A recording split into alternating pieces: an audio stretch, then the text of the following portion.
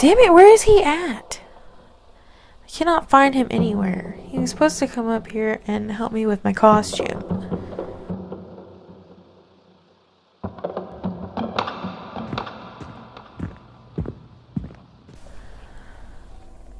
There you are. Ah! Nice Mario outfit. Well, thank you. Nice bloated up piglet corpse. I'm the Cheshire Cat, silly. Oh, Mamma Mia! No idea. We should play Mario Party. But babe, I don't like Mario Party. Oh, that's why I drank. And by the way, I need you to come zip me up. Oh no! I don't know how to do that. Mamma Mia! We have to find Luigi. Luigi's the best. But you're the only one here. Luigi! Come here and zip me up. Okay. What are you doing in here? This is a room I stay at 90% of the time since we've moved in. In the foyer? Yeah. Decorating? Not decorating. I'm decorating now, but I mean, like, I'm not always decorating. This is my little hangout spot. In the foyer. Yeah. So you just hang out by the front door? Just in case someone comes over. Okay. Listen, we've been in here about 2 months now, and I haven't explored 30% of this castle. It's too big. I'm afraid to get lost. I like it right here because I know I could leave. I know someone could come and, visit. We haven't had any fucking guests besides that little creepy Igor. Edgar. Don't fall for his bullshit. And, so it's safe here. So, how's the decorating going, babe? How much you got left? Well, I'm about done. I got the fake bats up. I got the fake skeleton up. I got the real skeleton up I found in a closet. And I got the punch super dosed with alcohol. Someone's getting fucked up tonight. Pinata set up. And let's see, I also got the karaoke bar set up. And I got some apples in a barrel of water. So we're doing apple bobbing? I was just wondering because I've never really bobbed for apples.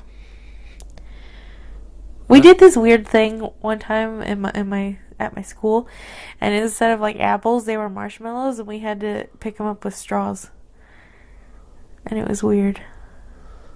Who the fuck came up with that idea? I don't know. Rewind? Where'd you find a real skeleton? In one of the closets. Which closet? One of the 400 guest rooms we found. I was looking for dirty magazines and I found a dead corpse instead. You'd think Dr. Craven would be on top of that. Oh yeah, he'd be all over that. He's shitty landlord. Well, actually, no. Let me rephrase that. He's the best landlord. He never shows up. Except the time he kind of like wrote a note threatening to kill you. Yeah, that was unpleasant. Yeah. But hey, free rent. At the cost of my head if we don't, Well, I'll tell you what. If he takes your head, I'll move out. Okay, yeah, that makes me feel better. Oh, free rent. You can't beat it. Hey, babe, how are they going to find this place? Oh, well, that's pretty simple. I sent everybody a compass. I sent everybody a map. I sent everybody a bottle of water and an energy bar found in a closet. And that they're all supposed to be here on Halloween's Eve. And how much did that cost me? Don't worry. It's Halloween! How many people did you invite? Probably about 100 or so. You sent 100 people bottles of water. Yes. And maps and compasses. How fucking expensive was that? It was. Oh, and also probably expired protein bars. Like, what are you thinking? I was thinking they were going to need energy. It took us almost a day to find this castle. I imagine it's going to take them a while too. They can get their own energy bars. Listen, I found it next to a corpse, alright? I think if the guy, the dead body in there wasn't going to eat it, hey, he probably starved to death, right? So I think they're pretty bad. Just in case they need it, you know. They're probably not gonna show up because they're gonna fucking die from these rotted energy bars. They're not going to die, and they're going to show up. Oh God. Okay. If we hear on the news that like 100 people died and they don't know the cause of death, I'm gonna blame you. Just don't blame me to the cops. Just blame me, like, you know. Internally? Yes. Fuck me. I bet you $20 none of them are gonna make it here. I bet you $20 they will. You're on, butt face. Butt face. Yeah, they'll be here any second, man. I just trust me. The compasses are off the chain. Aren't all compasses the same? Well, that's what the salesman guy said. He's better. He said they're better than the. Okay, yeah, you got swindled there too. Did you give anyone a specific time they're supposed to be here, or Yes, Halloween today. time, not day? Just Halloween. That's all I put. So if Don't get the message. so if they show up at 11:59 tonight, I still get $20. No. 11:59, I win. If it's past midnight, you get the $20. Because 11:59 is still Halloween. What if it's like 11:59 and like 59 seconds? They knock and they're here, I win. If it's midnight, you win. This bet is bullshit. What do you mean? It's just them. It's midnight. You're betting no one's going to show up. Do you think they're all going to die on the way here? Cause you gave them rotten ass energy bars. We don't know the rotten ass energy bar. They were next to a dead corpse, and obviously they couldn't have been that good if there was a dead body next to them. Maybe he was the guardian of the delicious energy bars. Oh God, I doubt it. $20. You got any left? Alright. $20. People gonna show. Just you wait and see. They'll be here any minute. Any minute. I told everybody we got about the karaoke bar, alright? They're coming. They're not gonna miss the karaoke, alright? Why would someone come to a party just for karaoke?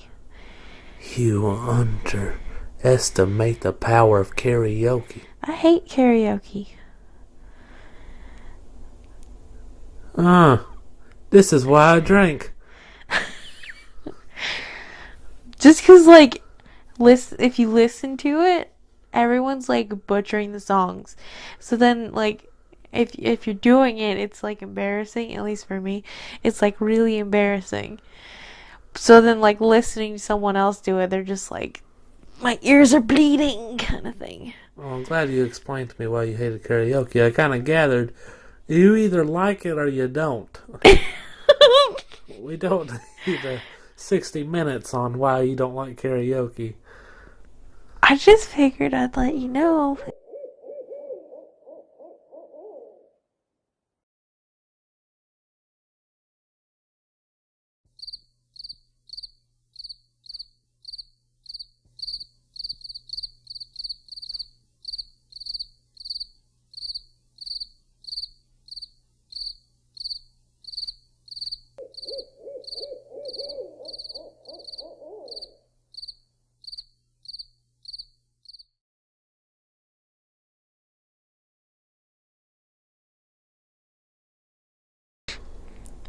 Babe, it's already 9 o'clock. I seriously doubt anyone's showing up at this point. Listen, they're all fashionably late. And plus, it took us forever to find this castle, alright? Well, maybe we should have given them a sooner start time for the party. They had, from, midnight of last night to get here. That was the beginning of the party. And it doesn't end until... Well, what the fuck are these bitches doing? Well, okay, technically I just had Halloween, so they really could have came at any time. But we weren't even done decorating until 12 o'clock. Well, I mean, the people who would have showed up that early would have been lame anyways, and they could have helped decorate. Because only white lamos like to come that early. I think it's about time I get my side of the bet. Side of the what? You're giving my $20. It's not midnight, guy. I'm not a guy. Well, you know what? You're also not $20 richer right now because it's not midnight. But babe, no one's showing up. Give it a minute. Give it a minute. I've given them 9 hours. Listen. Any second, they're gonna start pouring down the door. I call bullshit, but okay.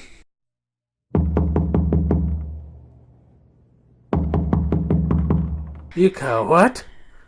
You call what? I hate you. What was that? Was that a knock on the door? No, it wasn't. It looks like we got a guest. I hate you. Let me see who that is.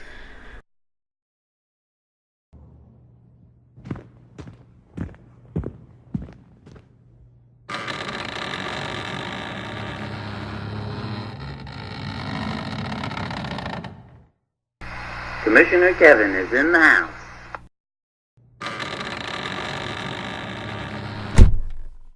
Hey, buddy, nice astronaut costume. Yeah, that costume is really cool. How the fuck did you find this castle, bro? I wouldn't miss your Halloween party for the world. Alright, cool, Commissioner Kevin. Why don't you drink some punch, buddy? I want some punch. No, right now you need to give me $20. $20. We didn't shake on it, so... Motherfucker, give me my $20. Fine. Here. I bet you $10 no one else will show up. I have faith. I have faith in my friends. $10, it's on. Hey, we should probably go start the podcast now that we have a guest. Oh, Commissioner Kevin's gonna love that. Especially with all the punch he's had.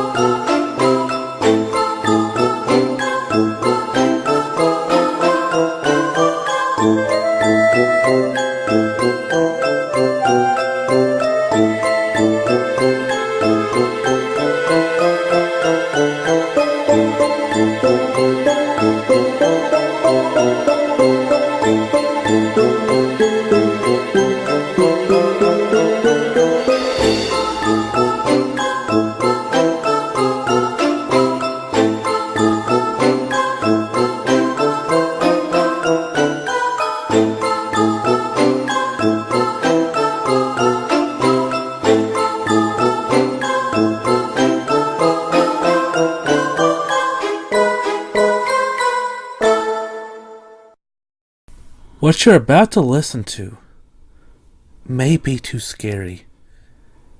If you are a man or a woman, viewer discretion is advised. This may be too much for you to handle. Welcome to the Halloween special of Fears Are Us podcast. I am your host, the Prince of all podcasters, Captain Cool, with my co-host, the Princess of Cornbread, Mary. Hello. Yep, that's about all you're gonna get from her. We're gonna start off big for the Halloween special. We're gonna start with our first segment, horror on the small screen. Okay, so this segment we are talking about shows that are either horror related or have a horror related episode. This week we decided to cover Halloween Wars, which is like Cupcake Wars, but it's all Halloween stuff. Yeah, season 1 of Halloween Wars. Yeah, season 1. Alright, so this is the first time I've ever seen the show. And I really kind of liked it. You know, they mix pumpkin carving with cake decoration. It's really cool. What do you think of it? And also candy making. Oh yeah, and candy making. And I thought this was really cool. Like, some of these pumpkin carvers were like badass. There was like one guy who was like way better than everybody else. And like the rest of his team kind of sucked. That was that Team Boo. Yeah. He was like phenomenal, but like the other team, like I think we're holding him back a lot. Yeah. I think if like he had like better cake people, he could have won. But the team Bling Bats they were kind of outstanding, I thought. Yeah, I really liked. My favorite thing that Bling Bats did was the where they made Aurora, but as a skeleton. Yeah, That was really cool. I like that too. And that's probably my favorite. That one, and then the one they did on the season finale with the fat devil on top of the monster was really cool. Yeah, that was cool. And I like this. They have like a celebrity guest each week. Like some of them were kind of lame. Yeah. Like that first one, they just got the first guest they had I thought was pretty lame. I think she in like fucking My Bloody Valentine maybe, or she was in like a random horror movie. Yeah, it was. I don't even remember. But like who no, she some of was. them cool. Like they had R.L. Stein and Rob Zombie came on one episode. And Laurie Strode from the remake Halloween movies. Yeah, I mean I guess they were kind of, working on that movie around the time this came out. Yeah. I thought it was really cool they could get Rob Zombie on there. I was like, heck yeah! Yeah. He was probably like in town for like a convention or something, Yeah. But that was cool. What was your favorite part of the show?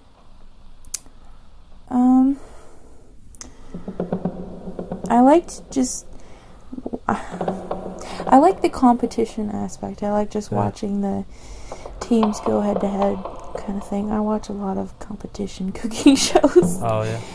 Yeah. I don't, but this is kind of cool. I kind of get like frustrated with them, like, cause like they need more time. I think if they got more time, it would look like they look bad as fuck with only like getting an hour to 5 hours like per thing. But I was like, it'd look cool as shit if they had like a couple days. Yeah. But I guess to take the competition thing out, kind of like you wouldn't see them struggling and all the drama would be gone. Yeah. But And Team Boo had the whiniest bitch I've ever seen on any TV show ever. She's like, get that fucking camera out of my face. Da da da da da. And I was like, you're on a TV show. Like, stop being a cunt. yeah, you wouldn't be here if it wasn't for the cameras. Yeah. I did see a kind of like a competition show like this where they got to do it at home and then they brought it in, but it wasn't cake competition. It was a taxidermy competition show. Oh. Yeah. I mean, this sounds a little weird. I didn't know that was a thing. It didn't last long, but my favorite comedian in the whole world was one of the judges on it. Oh. Brian Posehn. It's a cool show. It was on AMC for like a season. That's cool. Yeah. That's a little fucking morbid, but yeah. So, what was your favorite? Out of all the teams, what was your favorite? Thing that they made? Yeah. That Gates of Hell thing Oh, yeah. that Team Boo made on the last round. Yeah. That was badass as fuck. Yeah. And like I said to you when we were watching it, it looked like something that Team Bling Bats would have made, and that thing that they made looked like something that Team Boo would have made. So it's like they switched at the last minute, switched personalities or something. But Team Bling Bats still won, so I mean. Yeah, I was glad they won, even though I like Team Boo, but I also like Team Bling Bats, and I thought they just fucking monsters in the competition.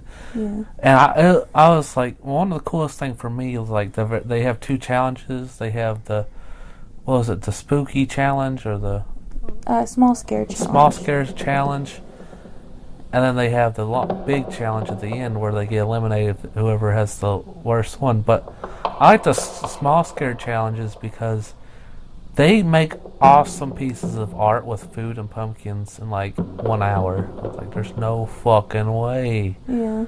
Like, that's so cool. Like, it takes us like a ridiculous amount of time to just carve a pumpkin. Yeah, it takes us an hour to carve one fucking.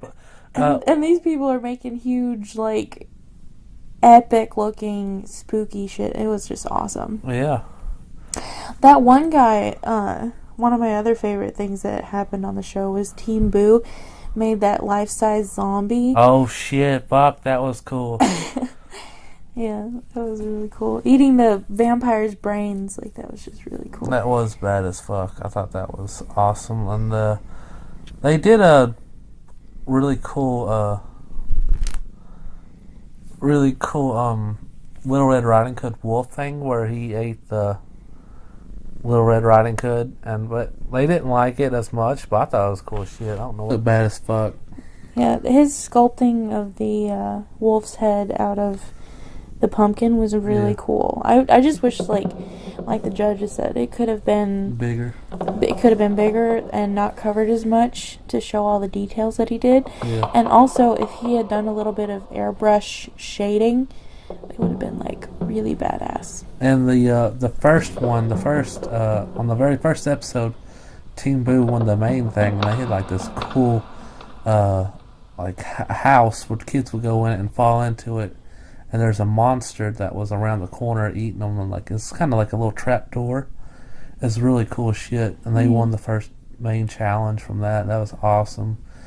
And I think in future episodes we're gonna have to cover more seasons of this show. Yeah, because this was a really good series. Alright, so that's gonna do it for this week on Horror from the Small Screen.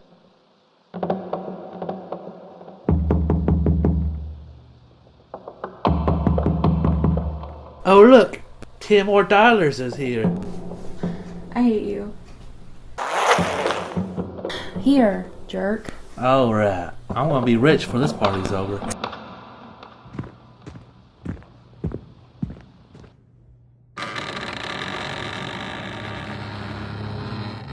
Holy shit, Michael Myers is here. Holy shit, it's Michael Myers.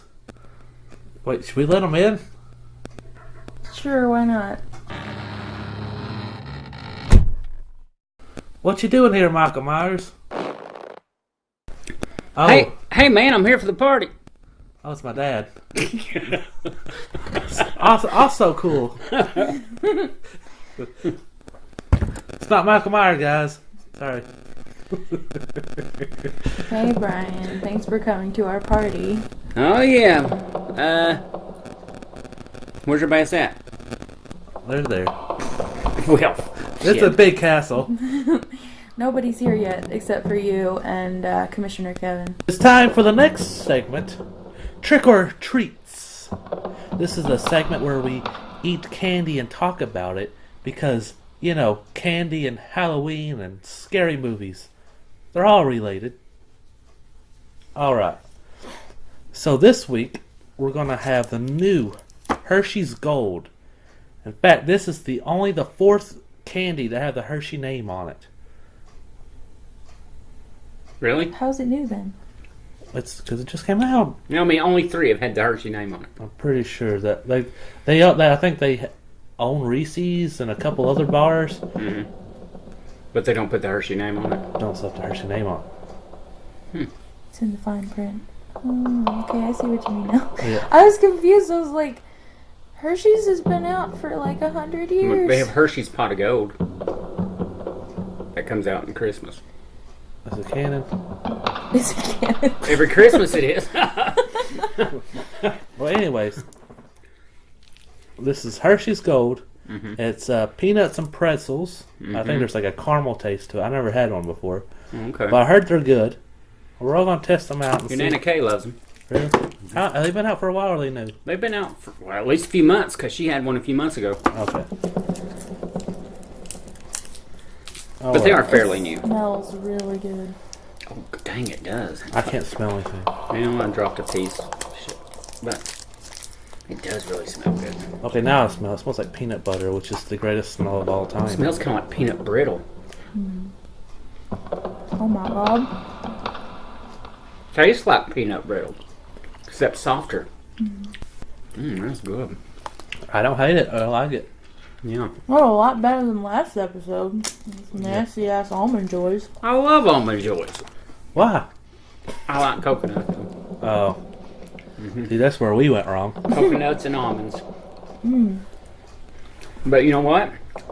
This might be better. This is better. This is really good. It's really good, yeah. Damn, I might have to buy some of these. I'm going to give it a treat. Definitely a treat. Yeah, treat. There you go.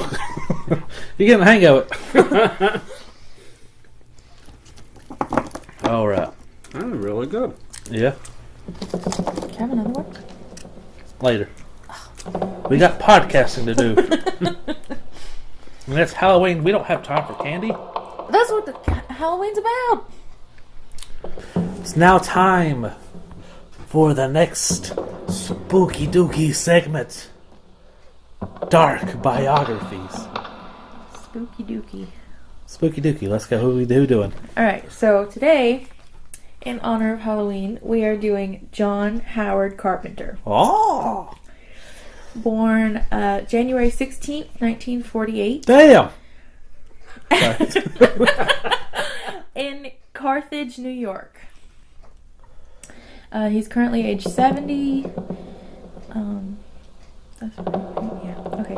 In 1953, his family relocated to Bowling Green, Kentucky. He had a deep interest for films from an early age, particularly westerns from Howard Hawks and John Ford, and 1950s low-budget horror films like The Thing from Another World, and some science fiction movies like Forbidden Planet. On that, I was watching a documentary the other day that's like talking about his past, and like his mom was like a movie fanatic, and that his dad was like he was like teaching music at a high school or something. I touched on that here too. Howard Hawks, the director he loves so much, that did the westerns and everything. Also, if you notice on Halloween, it was Howard Hawks presents The Thing. He even began filming short horror films on 8mm film before he even started high school. So like when he was like pre-teenager, he was filming short horror films. He attended Western Kentucky University and then transferred to University of California's School of Cinematic Arts in 1968. However, he quit so he could begin production of his first feature film. In the beginning of his film course at USC Cinema in 1969, he wrote... That was the year Scooby-Doo came out. Okay, sorry, go ahead. He wrote and directed Captain Voyeur, which is an 8-minute short film. There were elements in it that he later used in his film Halloween, 1978.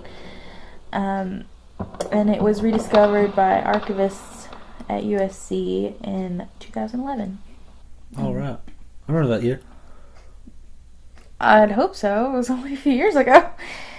All right. In 1970, he collaborated with John Longenecker on the resurrection of Bronco Billy, which Longenecker. yeah, Okay. Longenecker, which won an Academy Award for Best Live Action Short Film. It was enlarged to 35mm film. So he won an Academy Award? Or did John Longenecker get it? The movie won. Oh. I don't know if it went to him or John Longenecker. It didn't say. Bronco Billy is a good movie. Yeah. The full version, Clint Eastwood starred in it. Oh. Okay, so it was enlarged to 35mm film. They made 60 copies, and the film was released theatrically by Universal for 2 years in the United States and Canada. His first major film was Dark Star, which came out in 1974. It was a science fiction comedy and was co-written with Dan O'Bannon, who went on to write Alien and borrowed ideas from Dark Star for that. Dan O'Bannon sounds like a fun dude. I know. Dark Star only costed about $60,000 to make, but it was very difficult for them because all of their multitasking they were doing. Carpenter wrote the music score as well as writing, producing, and directing. Cheaper. Yeah. While O'Bannon acted in the film and did all the special effects. Which, side note, O'Bannon's work on the special effects caught the attention of George Lucas, who later hired him to do special effects in Star Wars. Oh, I know that. Well, I know the movie. Carpenter's next big film was Assault on Precinct 13, 1976. It was a low-budget thriller influenced by Howard Hawks' Rio Bravo. Yeah, they're similar. Very similar. Yeah. Carpenter also did most of the work on this movie himself, tackling the writing, directing, and music composition. He also did all of the editing under the pseudonym John T. Chance, who is the name of a character in the movie Rio Bravo. Carpenter says he considers Assault on Precinct 13 to be his first real film because it was the first time he made a movie on a schedule. I don't know what that means. Maybe he's just being critical of his previous work. I don't know. He's a hippie or something. Yeah, Assault on Precinct 13 wasn't a bad movie. They even did a remake a few years back. Was the other movie good? What? The space movie? Dark Star? I don't know. Never seen it? I don't think I've seen that. Okay. It might be something to review one day. Yeah. Also, Assault on Precinct 13 was the first time he worked with Deborah Hill, who played a prominent role in the making of some of his most prominent films. I'll say so. She helped write Halloween and produced it. Yeah. It was her first time producing, too. He wrote the script for Eyes of Laura Mars, which came out in 1978. And this was his first major studio film of his career. Halloween came out in 1978, was a commercial success and was instrumental in the development of the slasher genre. Yeah, after that, it boomed. But, you know, they took over the 80s. Halloween didn't do well when it first came out. Yeah. Like the first so many days, right? Word of mouth got it, and for some reason they just said, oh, well, this movie's not popular. And then they said the lines were just humongous after that. And they were all surprised because he thought, well, that was a flop, let's try something else. And he was on to do the next thing, and then he got the news that, no, it's huge. Yeah. He had no idea. Yeah, you know, it's that movie, the 80s slashers took over. That was all 80s little slashers. Yeah. Yeah, and that and John Hughes movies.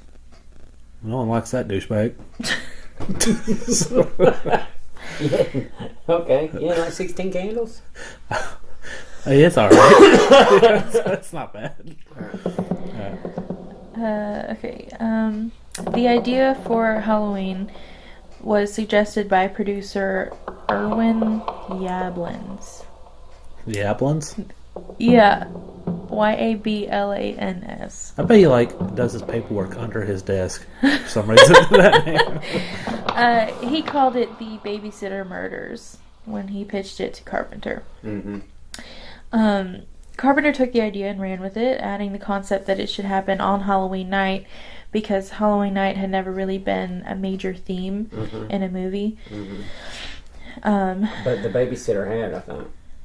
Hadn't the babysitter thing been done? Or maybe it was later. It'd probably Probably, been I know done, real yeah. murders of babysitters have happened in real life before that. Yeah, but I mean, they made babysitter killer like movies where, what was the, When a Stranger Calls? Was that before or after? I don't know, I can't remember. Let's see. The budget for Halloween was $300,000, and the movie grossed $65 million initially, making it the most successful indie film of all time. Until Blair Witch. Yeah. Yeah, which, but I've never even seen that. I don't either. you're not missing anything. People love it, but I couldn't stand the camera work. I still don't like movies that do that. I've only liked a few, and Diary of the Dead's one of the ones I do like. That has that style to it. Yeah. But most others I hate. Did you? Because we was talking about When a Stranger Calls. If I'm not mistaken, it's the same movie. The woman's a babysitter, Yeah. grown ass woman though, babysitter. Not like she's a teenager, and she's in the house with just the twins. Yeah. I can't remember what age they are, but this guy calls her up. Well, I know the plot of it. Oh yeah, and he goes, "Have you checked on the children?" Oh my god, that movie will get you. Yeah. That movie will get you. The remake that they made of that was shit. Was it? Yeah. I didn't know there was... I thought that was the only one. I didn't know there was an older one. But what you're describing was different than the one that I saw. And it was shit. It was so bad. And I remember liking it when I was younger. And then I went back and watched it a few years ago. I was like, why did I even give this a time of day? Right. That happens with some movies. You like it when you're younger, and then when you're older, you're like, the fuck is this? Thought that was better than that. Yeah. Alright. Okay. So, people always try to spin the movie into this moral statement with the teens that are having sex and smoking pot and oh, they got killed and stuff. And try to say that he was trying to discourage that behavior. But Carpenter said that he wasn't trying to do that. That wasn't his intent.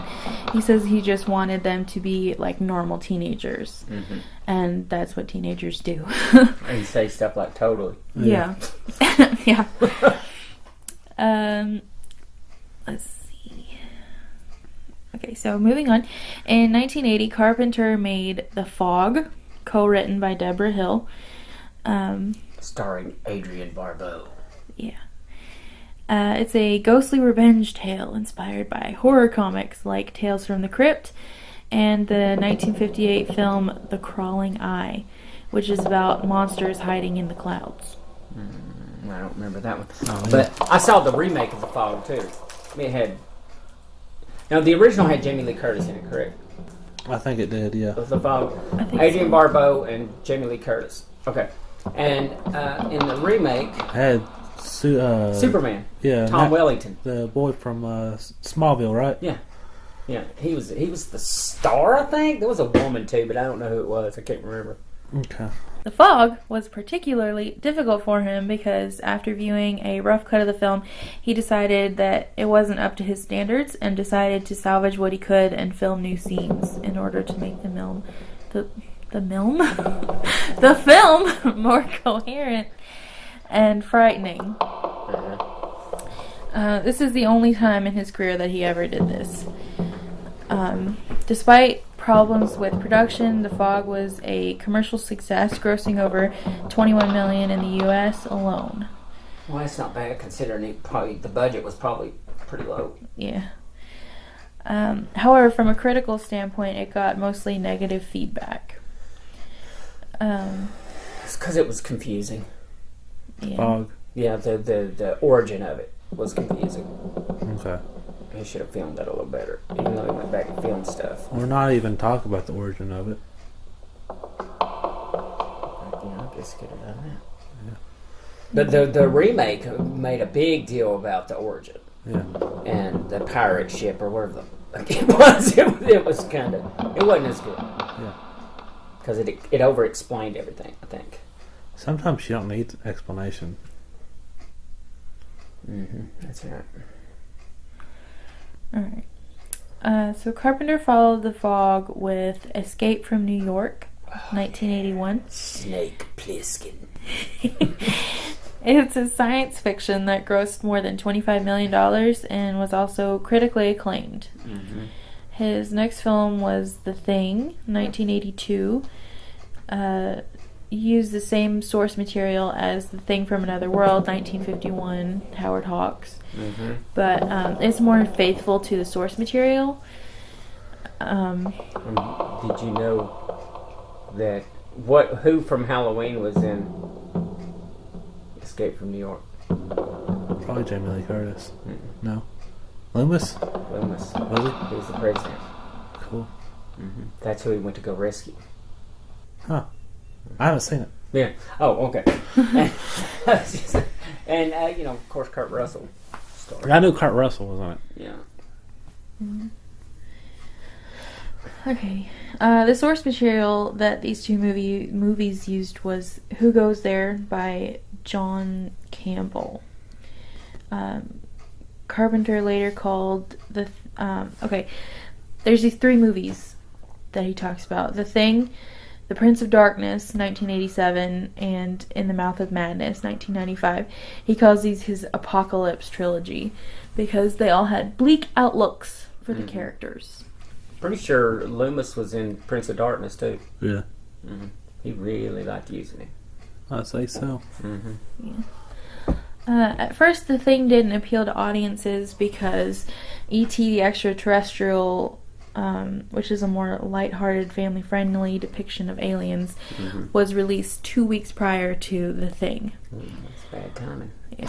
I wasn't a big fan of E.T. I've never seen it. Never seen E.T.? I read the book when I was 7. The Thing was Carpenter's first financial disappointment because it didn't perform well commercially. When it flopped, Universal retracted an offer that they had previously made to him. They were going to have him direct Firestarter, which was based on a Stephen King novel. He was replaced on the project by Mark J. Lester. Was Firestarter any good? I like Firestarter, but who knows how much better it could have been. Yeah. Yeah. Could have been worse though. You never know. Yeah. Firestarter was a decent movie. Yeah. His next film was Christine, 1983, which is another Stephen King-based movie. It's about a kid who buys a 1958 Plymouth Fury that turns out to have supernatural powers. I've never seen it, so I don't know. Christine is amazing. Is it?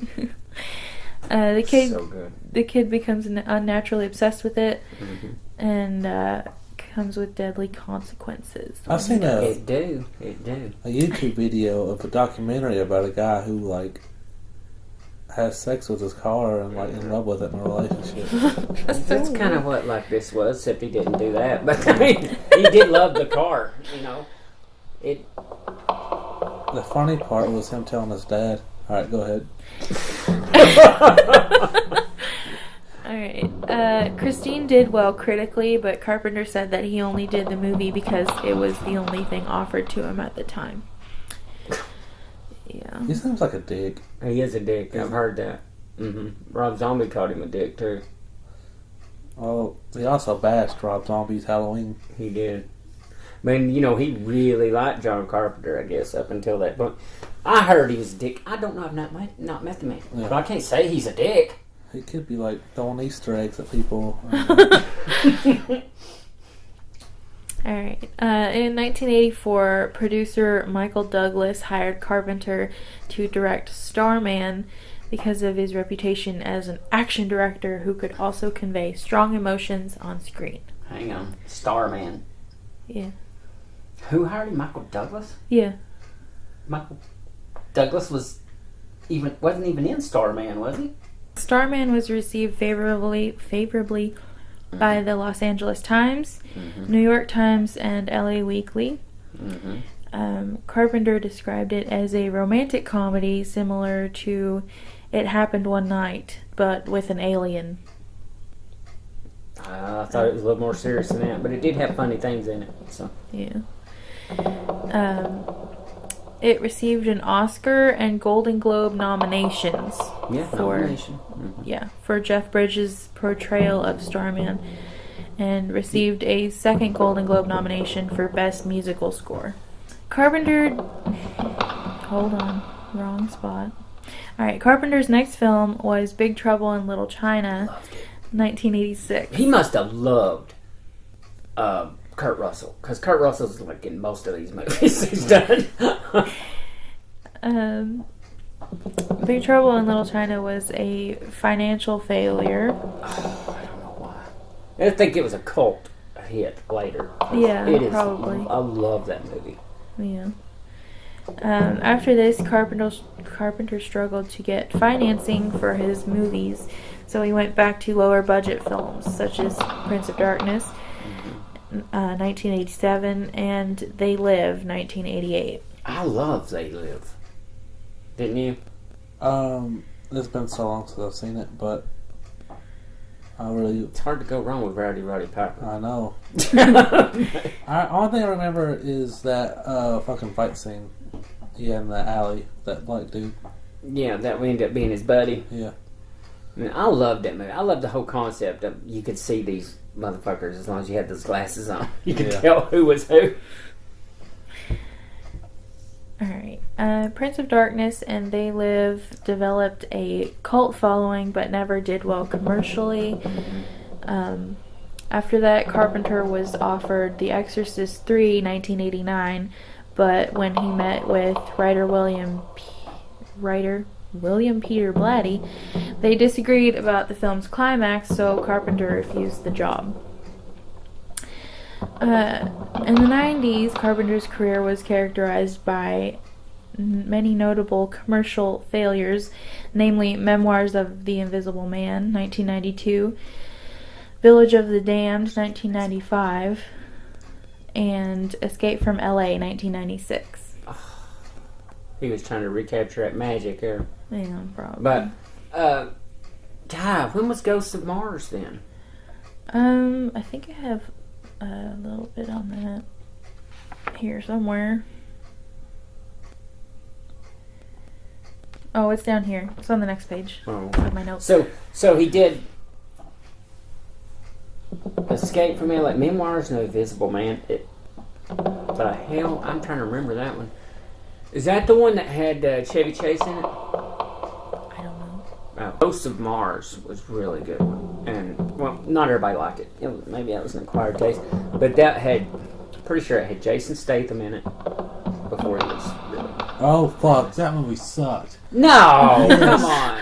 And Cuba Ice Gooding Cube? Jr. Ice Cube, yeah, that's it. Fucking sucked. What? No, Fucking sucked. Sean, That come movie on. sucked. No. No. Yeah, that's bad. Alright. He also did Body Bags. I just bought that movie. I haven't seen it, but I just bought it. I saw Body Bags. Which was a made-for-TV horror anthology made in collaboration with Tobe Hooper. Yeah, who did Texas Chainsaw Massacre? Toby Hooper. Okay. After that, he made In the Mouth of Madness, 1995, Saw it. which they described it as a Lovecraftian homage to... that didn't do well critically or commercially, but now has a cult following. Yeah, it's the one with the zombies. It's voodoo, Yeah. and the guys they give this guy that drug and put him in a coffin.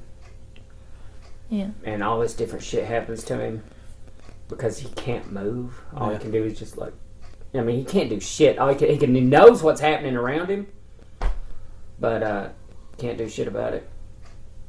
You know, and That's horrifying. other stuff happens. I mean, he don't stay like it, but it is a decent movie. Yeah. But people hated it. Later, they think that some people liked it, but Did you like it? I thought it was okay. Yeah. I mean, it wasn't great, but you know, like a lot of his movies, they weren't great, but they were all right. Yeah. I mean, nobody said he was the best director ever. He just did some good movies. Alright, after that came Vampires, 1998, which featured James Woods We as... just bought that movie too. Yeah. Did you watch it? No. Oh, We bought it though. Featured James Woods as the leader of a band of vampire hunters in league with the Catholic Church. Now I do love James Woods, so I really am. If we ever do vampires, I think that might be one of them. that was a good one. Yeah. I liked that movie. I liked James Woods in that movie. Okay. And there was another. I can't remember if it was Chris Penn before he died. That was the co-star on that one. I can't remember, but I liked him and the co-star in that movie.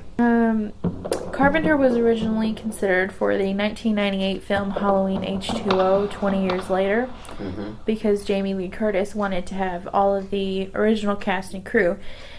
Carpenter said he would do it for $10 million, and he rationalized this by saying the fee would be compensation for revenue that he never received from the original Halloween, which was still an issue with producer Mustafa Akkad even after 20 years. Mustafa Akkad got blown up in a bombing. Yeah, I wonder if Carpenter did it. Don't pay me. Oh my god. Okay. Just know that was a joke. Okay. Okay. When Akkad refused his fee, Carpenter quit the project, and the directing of Halloween H2O was taken up by Steve Miner. He did a hot job. The movie was a success and received generally positive reviews. In 1998, Carpenter composed the soundtrack for the PC and PS1 game Sentinel Returns. What? The PS1 game? Yeah, the soundtrack. The Sentinel Returns? Oh, Yeah. okay. Never heard of it. In 2001, he made Ghost of Mars. Oh, there it went. There it is. There it went. And in 2005, I have more on Ghost of Mars down here. I don't know why. I'm going to have It's to all- watch that again. It's going to be one of those movies where you go back and you're like, oh yeah. It's that gonna be was one not of very them because good. I remember it sucking. Uh-huh. In 2005, he did a remake of his own movie, The Fog, and did an He did the remake? Yeah. Yeah, apparently he wasn't satisfied with the first one. So he over-explained the second one. All right. Yeah. He did an episode called Cigarette Burns for the show Masters of Horror Yes, I saw it. on Showtime. Yeah. Many people say this episode was on par with his early horror movies. And since then, he has contributed another episode called Pro-Life about a girl who was raped and impregnated by a demon and wants an abortion, but is stopped by her father and 3 brothers Saw that one too. who are religious fanatics. Yes, I saw that one. Yeah. What do you mean they were stopped by like They stopped her from having an abortion. They were like, no, you're not going to do it. You can't kill it. This is America. You know, kind of thing. So okay. Yeah. it was a good episode. This next movie I'm going to talk about, I've told you about, and I said I want to show you, and you were always like, no. Okay, what is it? The Ward came out in 2010. It was his first actual movie since 2001's Ghost of Mars. Is that the mental ward movie he did? Yeah. I saw it. It's so good. Yeah, it's not bad. It's really scary. Okay. It scared the shit out of me the Well- first time I watched it. Maybe we'll watch it one day. Okay. Around this time, he also narrated the video game Fear 3 and consulted on points in its storyline. On October 10th, 2010, he received the Lifetime Award from Freak Show Horror Film Festival. On Halloween 2010, it was announced that Carpenter would direct Dark Child. I've never heard of that, but Never heard of Dark Child. Did it ever get made? it didn't say the website I got this from. It didn't say. Okay. Thank you, Google. Google's our friend. At least this Google, not okay Google over there. What do you think, Google? I'm Okay. glad. Welcome back. God damn it. Get out of here. It's spelled weird. It's child is spelled CHYLDE. Wait, what? That's bad marketing. Yeah. CHYLD? LDE, yeah. The hell is that? We'll just assume it didn't get made. American comic book character. Oh. Created by Randy Queen. Alright. Alright. On February 3rd, 2015, the indie label Sacred Bones released his album Lost Themes. And on October 19th, 2015, All Tomorrow's Parties announced that Carpenter would be performing his old and some new compositions in London and Manchester, England. In February 2016, he announced that there would be a sequel to the album Lost Themes, which, guess what it was called? Lost Themes 2. Yeah, so original. Which was released in April 2016. After that, his third studio album, titled Anthology Movie Themes 1974 to 1998, was released October 20th, 2017. Wait, what was it? It was called Anthology Movie Themes 1974 to 1998. Okay. So the Halloween theme was probably in there. On May 23rd, 2016, it was announced that he would be the executive producer in the new Halloween film series. It was a direct sequel to Carpenter's original film and ignores the continuity of all previous sequels. It was his first direct involvement with the series since 1982's Halloween 3 Season of the Witch. Alright. I knew he did part 1, 2, and 3 and made a lot of mistakes along the way. Yeah. Like he regretted the sister thing. Part 3, after he realized, oh shit, nobody likes this. Yeah. He regretted doing Season of the Witch because nobody came to see Season of the Witch for what they got. They came to see Michael Myers. I thought was it made for TV?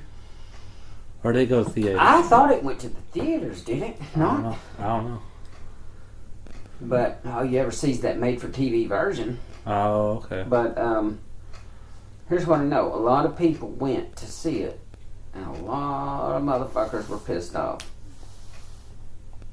That's probably why 4, 5, and 6 didn't do too well. They did make a point to say part 4, actually had Michael Myers in it in all the Trailers? trailers and stuff. Because I went to see part 4 at the theaters, and they made sure to let you know He's Michael back. Myers is back. You're not dealing with masks and killing children this time.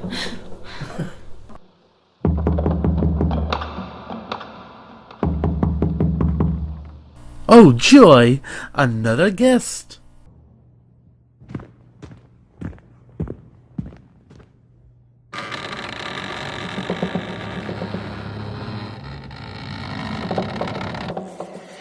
Hello, Master. I'm here for the party. Hey, look, it's Edgar. Yay.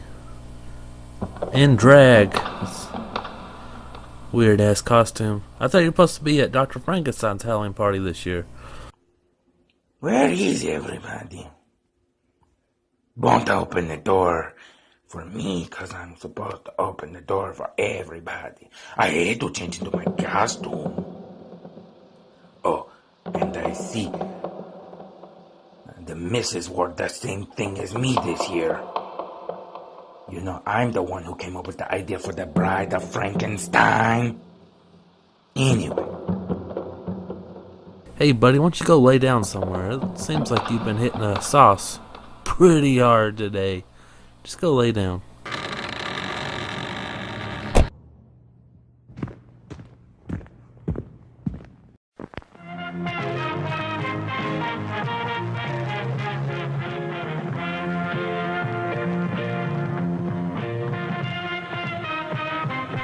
It is now time for our feature presentation. Before we dive in and devour the flesh of this movie review, let's do a mini movie review of Halloween 2018. Spoiler free. Just our quick thoughts. And what we thought about it. We all went to go see it. I remember me and you went to go see H2O 3 times in one day. Yeah, we did. I was like 4. We're not 4. Ouch. What year did it come out? 2000. No, it's H2O as in Halloween 20. Oh, so 98. I was. 4.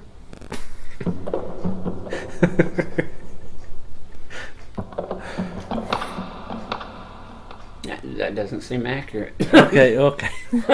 Doesn't seem accurate, but anyway.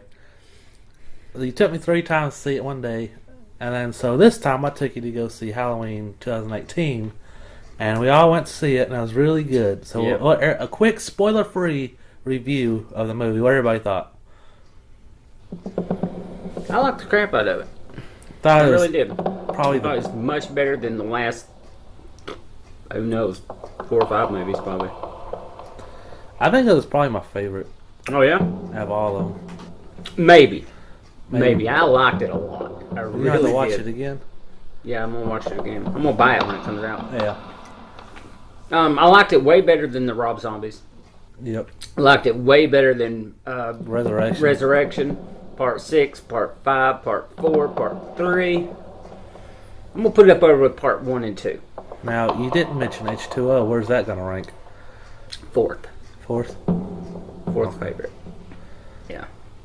So, the big question is it a better sequel than the original sequel? Oh, you're killing me.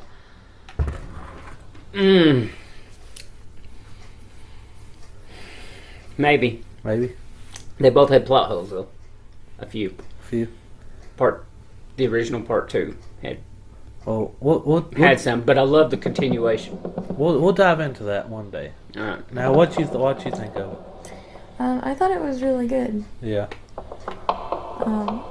Honestly, going back and watching the first one, I was like, this is a lot better story-wise. The new one or old one? The new one, Yeah. in my opinion. I don't know. It was a really good sequel for it, but like, just like some of the acting in the original one was like, but it did come out at that time where no one knew how to actually act. They were all brand new actors, except Yeah. for Dr. Loomis. Yeah. Yeah. And, I mean, Jamie Lee's been in a few things, not a lot.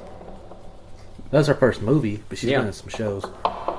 yeah. Alright, so, real quick, just good or bad? I kind of assume everybody's going good. Yeah, it was Good. pretty good. Yeah, it's very good. And we're definitely going to review it. I don't like to do reviews until something's come out on DVD. That way I don't spoil anything for anybody. Give everybody a chance to go see it. And now we're going to dive into the one we're going to spoiler, You've seen it by now. You know. Yeah, you've had 40 fucking years. We'll do that later when it comes out. Now we're going to dive into Halloween 1978.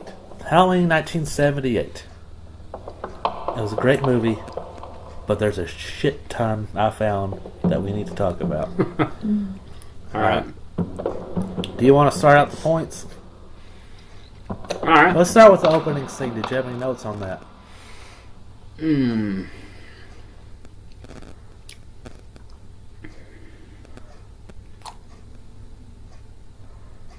Okay, yeah. The boyfriend and the sister apparently went upstairs to fool around, right? Yeah. All 3 seconds, I guess. 20 seconds later, he's leaving. I had a note on that too. Okay, see ya. Quickest, Gotta go. quickest Quickest sex sex scene session ever. ever, yeah. Yeah. Also, the sister couldn't act for shit. Oh, She was- quit. She was the worst actor in the movie Yeah, I totally by far. agree with Everybody that. else, you said you didn't like a lot of actors. I thought everybody else did good. She did shit. We'll say Jamie Lee decent. Curtis was superb. I thought.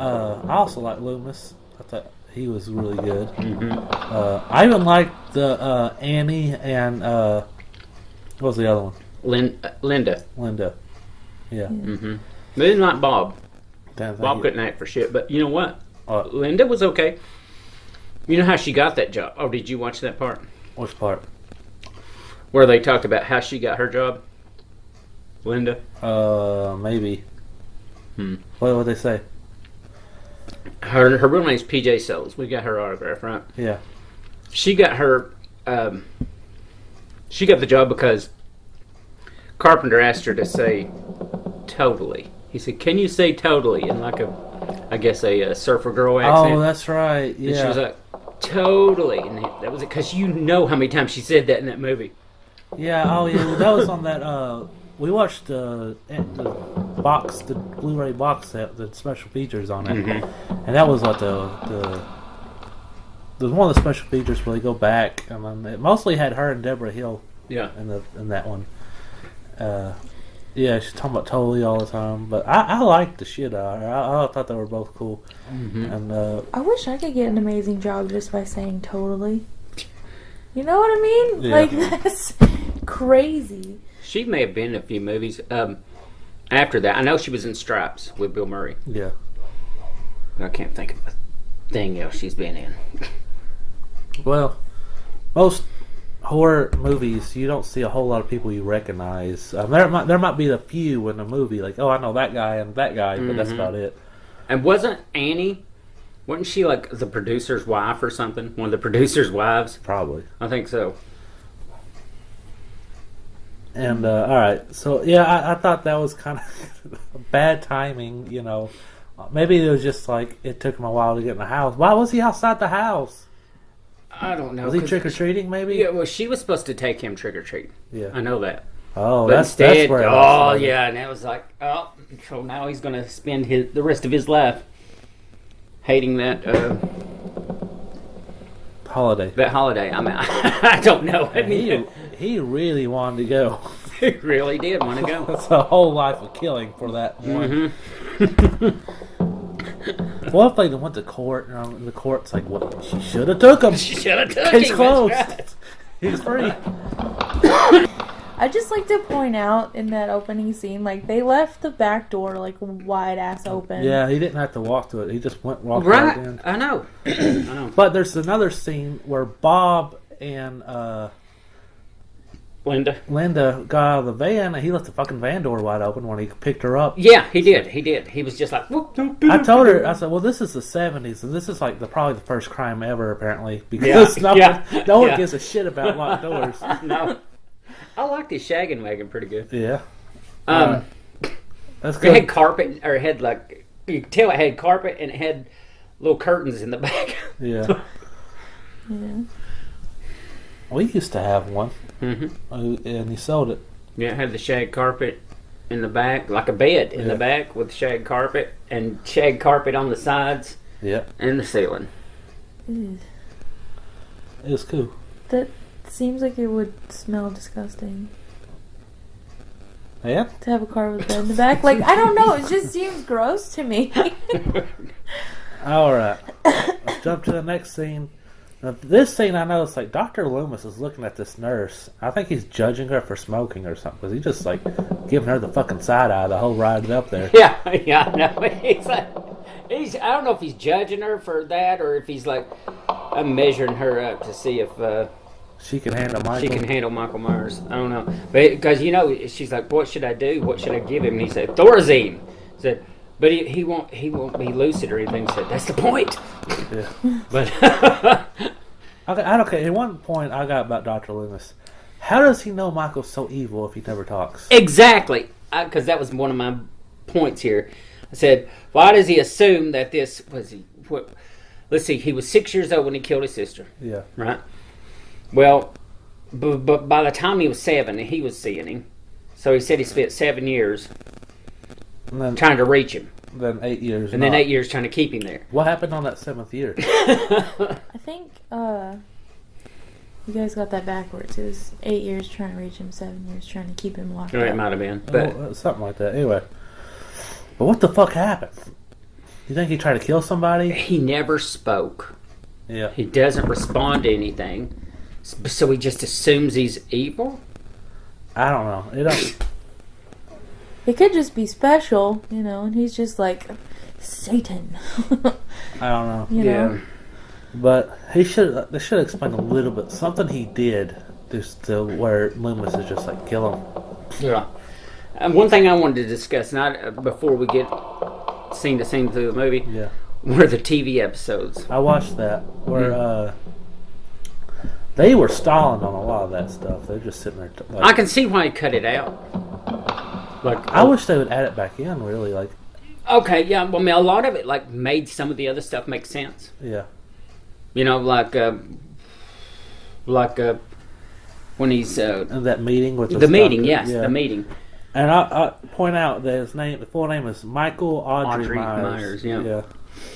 That was one of my points too. Oh, and when he's when he goes into the room, into Michael's room after he's escaped. Oh, and it says sister. Written Yes, on the it's wall. sister written on the wall. So I guess it's not canon anymore. So it's not talking about Laurie then. He's talking about Judith.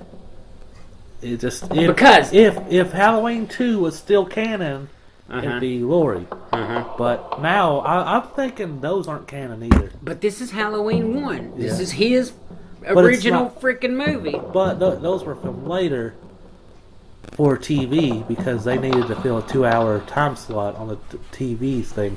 So they came back and filmed these later. I think the reason he put Sister on there was to help for part 2 coming out. I think he might have been writing part 2 or something, and I think that's why he did it. But I'm gonna assume now those aren't canon. But I wish they would still add them in, even though they're a little drawn out. Like it's still extra stuff. Could be saying, hey, he's talking about Judith. He wanted to go back and see her. Yeah. Like, He did she's go- dead, he but did- he did steal her Tombstone. head. Yeah. So, you know. Next thing me and her noticed when watching the movie, why didn't Loomis head to Hayden? Was it Haddonfield? Haddonfield immediately.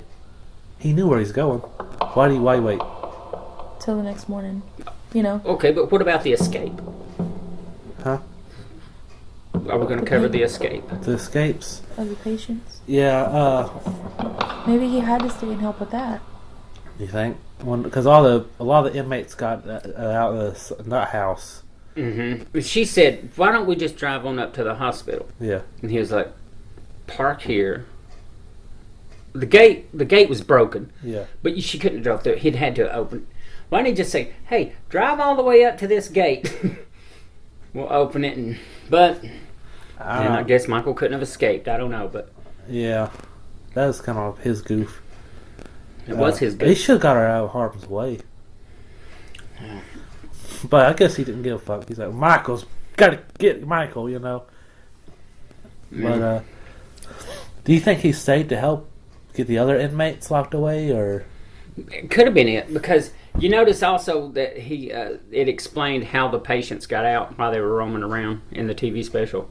The TV scenes. what was it? Michael busted out. Michael, because she said he broke his door.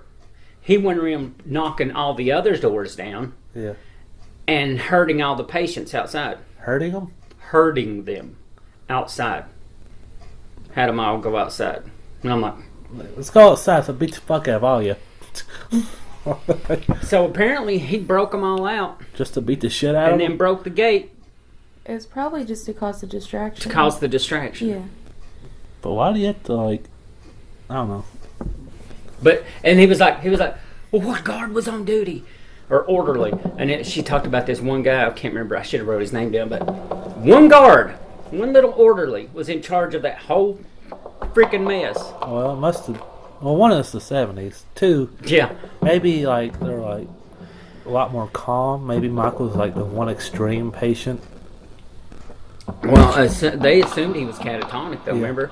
Yeah. Because he never moved. I wonder what set him off. I don't know, but it had been 15 years. years. Now, if he was 6, right? Mm-hmm. He'd been 21.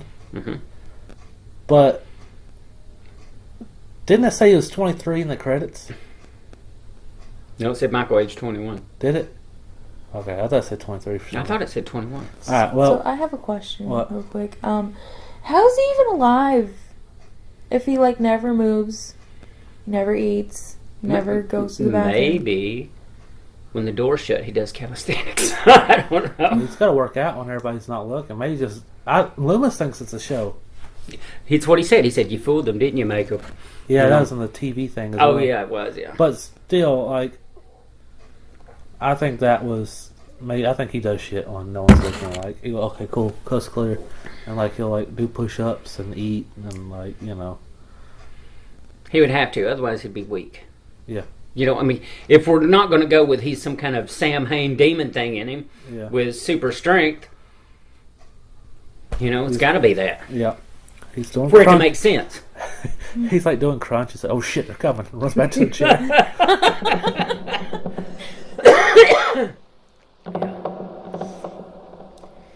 Okay, let's go back to my... After we get all that, we're going to go back to my point. Why didn't he go straight to Haddonfield? I guess he was helping out with the other patients. And he leaves the next day.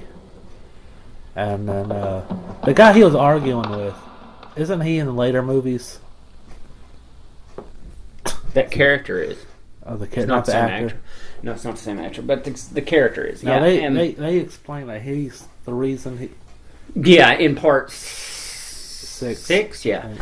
And, but also, that killed me when he says, maybe one of the orderlies taught him how to drive.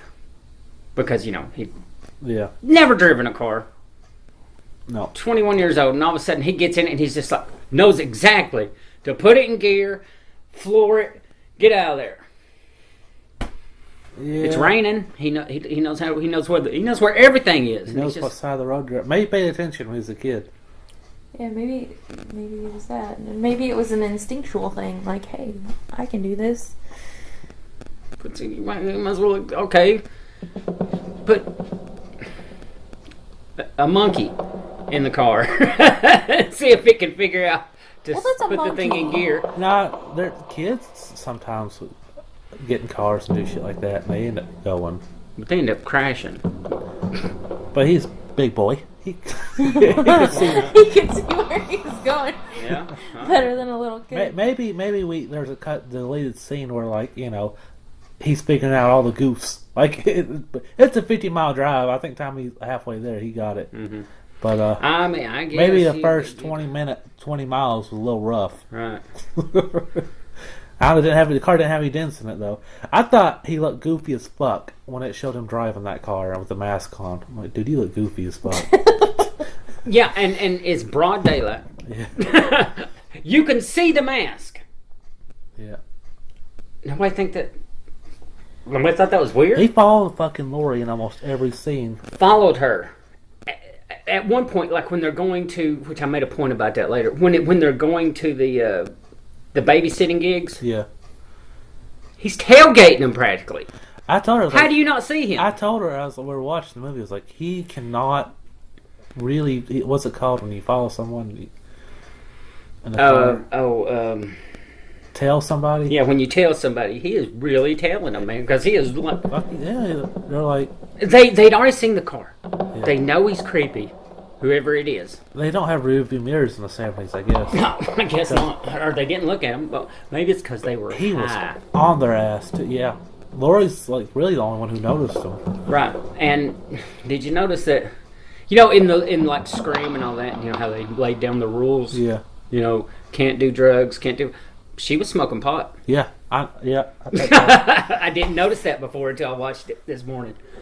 Yeah. So- One other note I want to make. I like how they only show Michael's parents and Lori's parents once. They didn't show Lori's mom.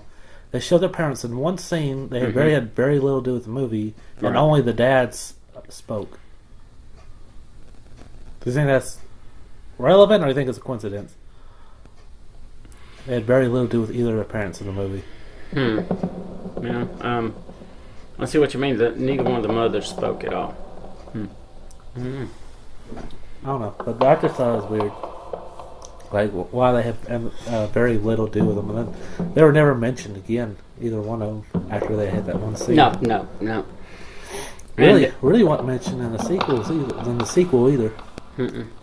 No, not once that I remember. Because their parents didn't come see her in the hospital on Halloween 2, did they? No, they weren't in it. No fucks. They said your parents are at a party. So apparently, and somebody's trying to get a hold of them. That's what it was. So that's the only time they were mentioned in part 2. That's a crazy ass party. It was late time Halloween 1 ended, and then Halloween 2 starts. Same night. So. Same night, and like everybody's up again. Like, damn, everybody must have had like a second Well, win. here's the thing. They had no intention probably of coming home because Lori wasn't supposed to be there at home, at their home that night, because she was babysitting all night with Tommy, Yeah. whose parents were off at the same party apparently. Key party maybe, I don't know. Maybe. But All right. so if she's not really a sister, why do you focus on her?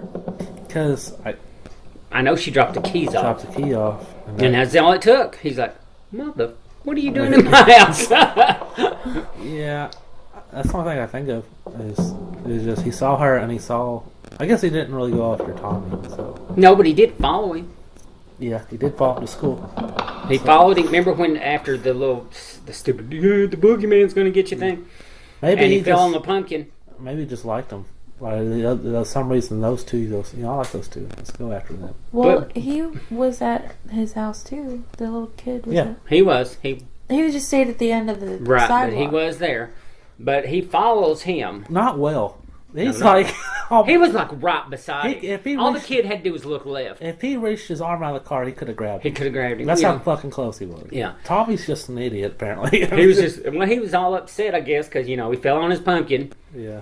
They made fun of him. Now he's afraid of the boogeyman. That one of the bullies, his son's in the new one.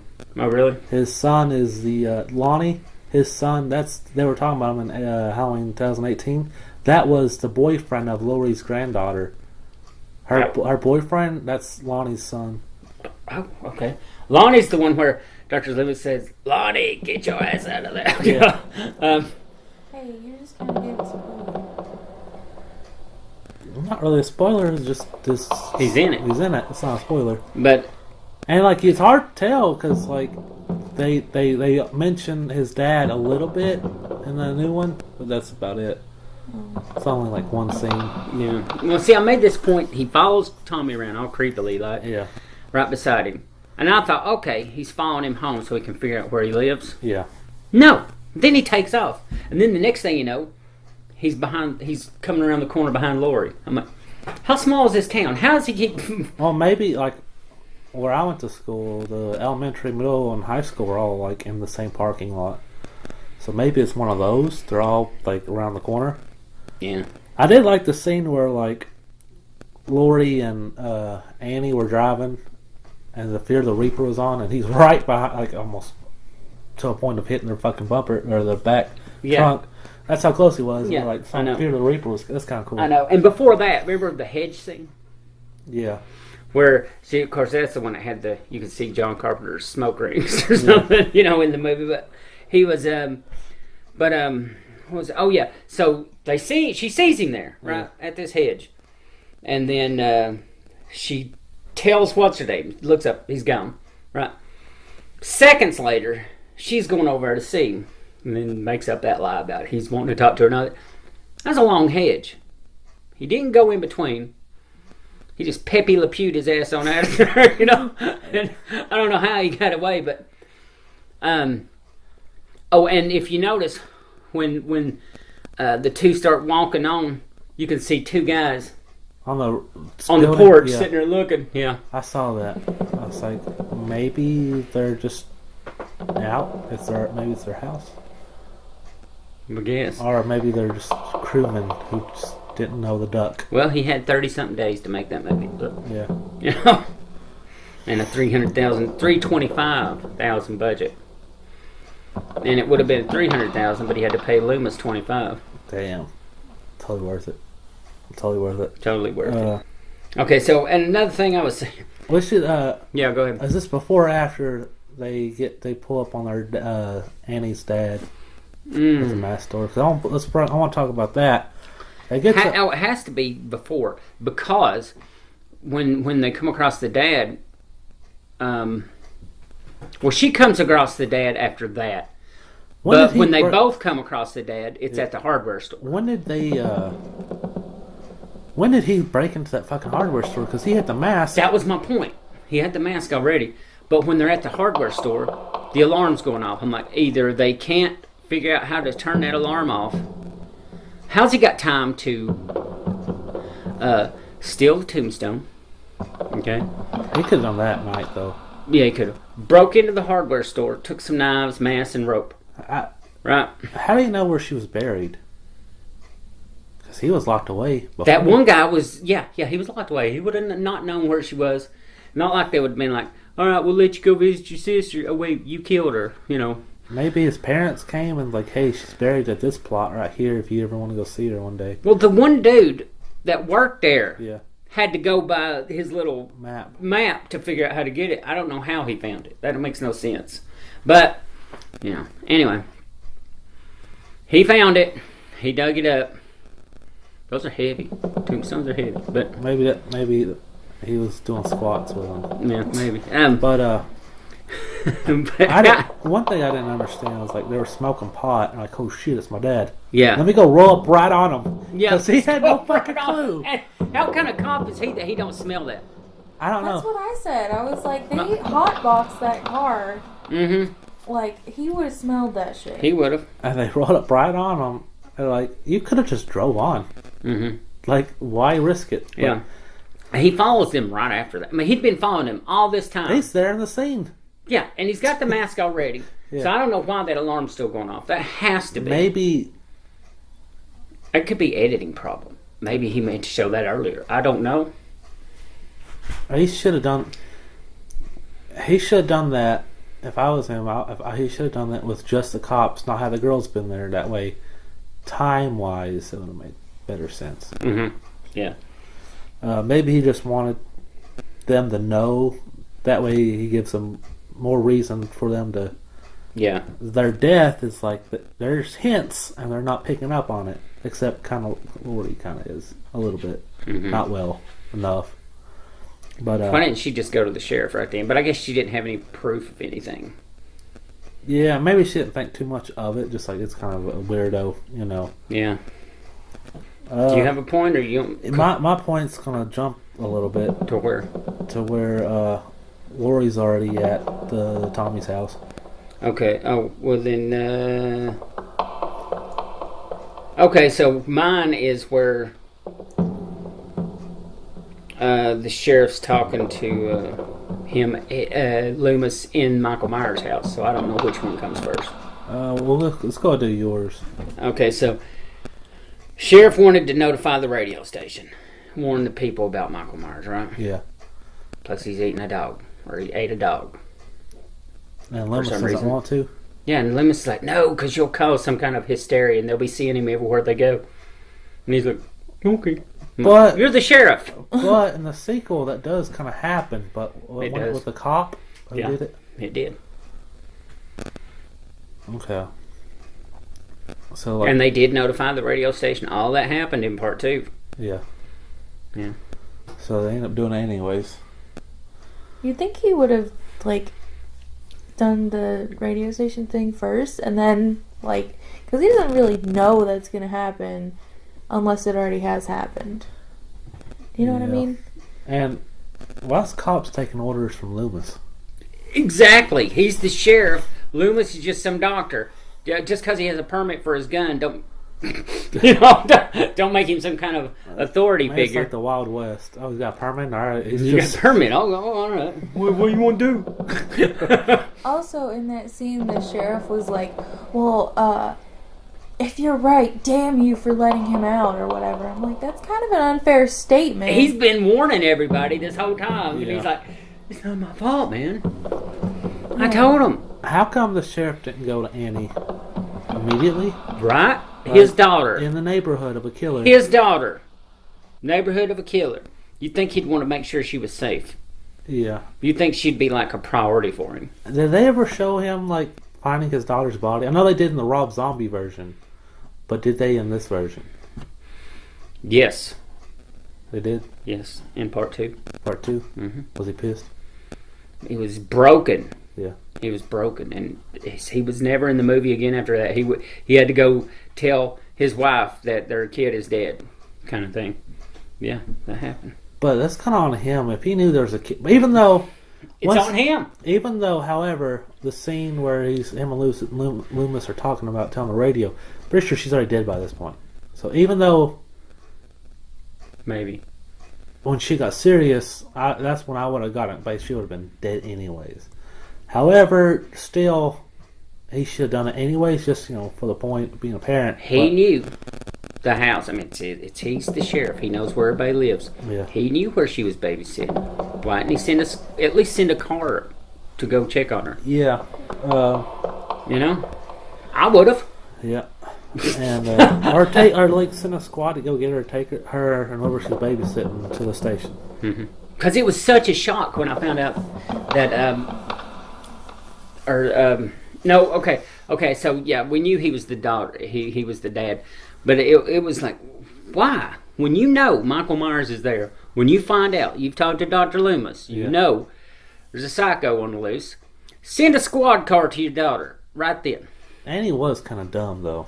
Yeah. She got stuck in a fucking window. And Like, Help me. yeah, she locked herself out of the door and Yeah. didn't think twice when the car door was unlocked.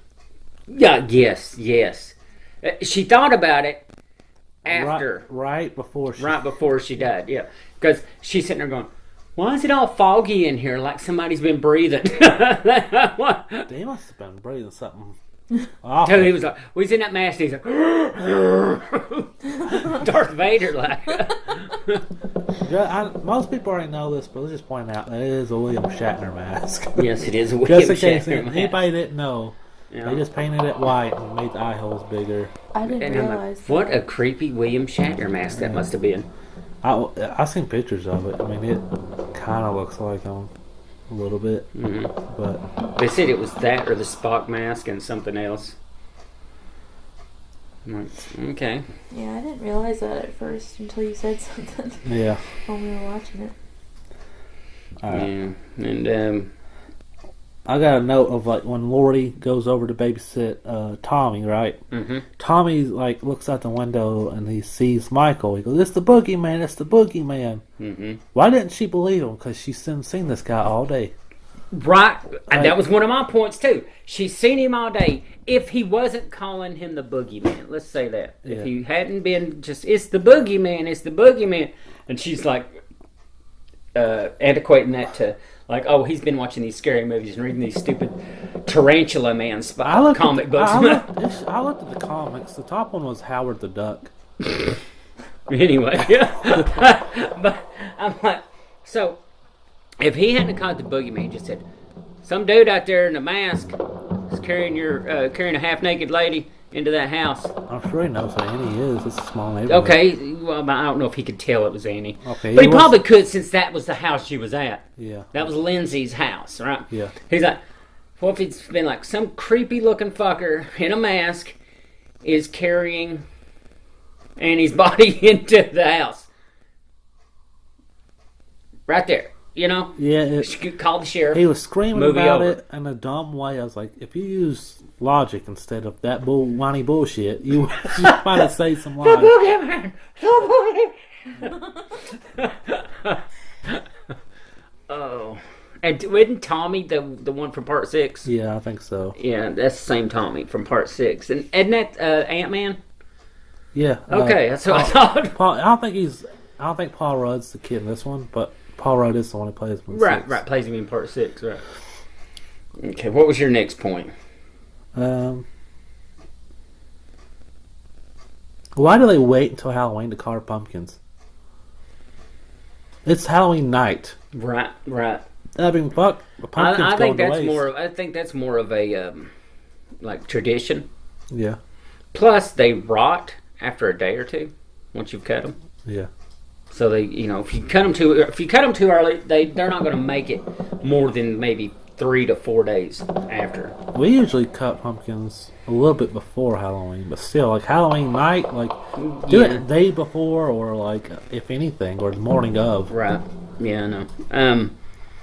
I hear you on that one. Yeah. So, what was your next point after that? Okay, so next point is where Bob and what's that fucker's name? I keep forgetting. Linda. Bob and Linda, right? Are in the band. He goes, I rip your clothes off. You rip my clothes off. Then we rip Lindsay's clothes off. The 8-year-old girl. I was Okay. like, oh, what the fuck? Yeah, I know. That's what I thought too. They're both okay with that? We're drunk. It's okay to say we're going to rip the clothes off of the 8-year-old girl or however old she was. Jesus fuck. Maybe that was, he meant to say Annie or Lori, but he just said Lindsay for some reason. Yeah. That was a little bit shady. Yeah, it was. And one thing I noticed throughout the movie, Michael Myers is not as stealthy as I remembered.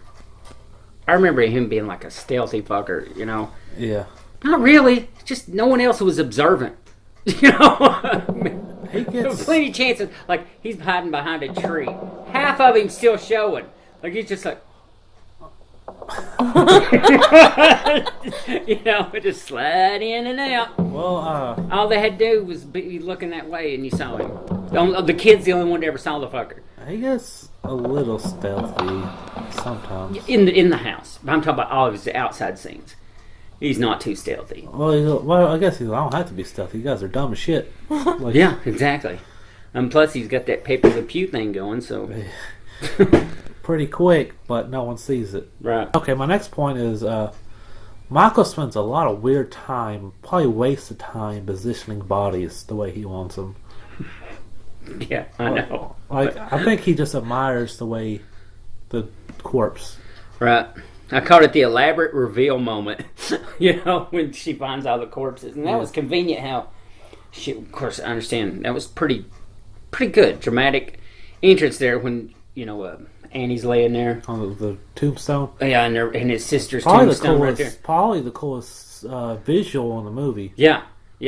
But then Bob swings down from the rafters somehow with the ropes, because remember he stole some ropes, and then she backs over here, and for no reason the cabinet just opens up, and there's Linda stuffed in the closet. I always thought it was Linda on the bed, and then Annie was on the bed. but I was like, okay, you killed her right next to the bed. I don't know. It's a weird positioning. That's why. Mm-hmm. But I noticed this one. Okay, it is the blonde in the closet. Mm-hmm. Yeah, it was.